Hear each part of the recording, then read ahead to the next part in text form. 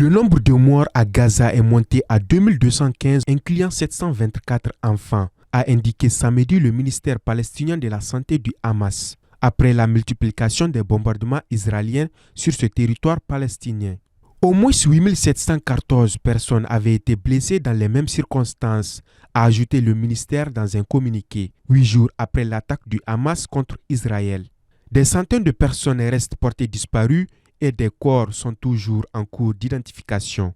Un haut responsable militaire du Hamas a été tué au cours des dernières 24 heures par l'armée de l'air israélienne, selon un porte-parole militaire. Plus de 1300 bâtiments ont été complètement détruits dans la bande de Gaza, a annoncé l'ONU samedi après une semaine de bombardements intenses par les forces israéliennes. À la fin de la journée du jeudi, l'ONU a recensé plus de 423 000 personnes déplacées de leur domicile dans la bande de Gaza. Israël a prévenu que 1,1 million de personnes vivant dans le nord de l'enclave devaient rapidement évacuer vers le sud en prévision d'une offensive terrestre attendue.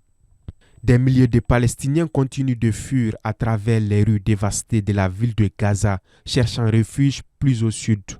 Le Hamas, classé organisation terroriste, a annoncé vendredi que 13 otages, dont des étrangers, avaient été tués dans des frappes israéliennes.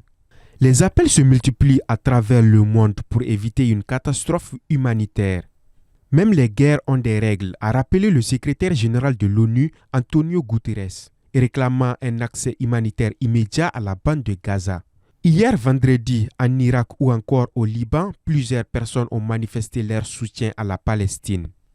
L'Arabie saoudite, poids lourd du Moyen-Orient, a décidé de suspendre les discussions sur une éventuelle normalisation avec Israël, a affirmé samedi à l'AFP une source proche du gouvernement saoudien.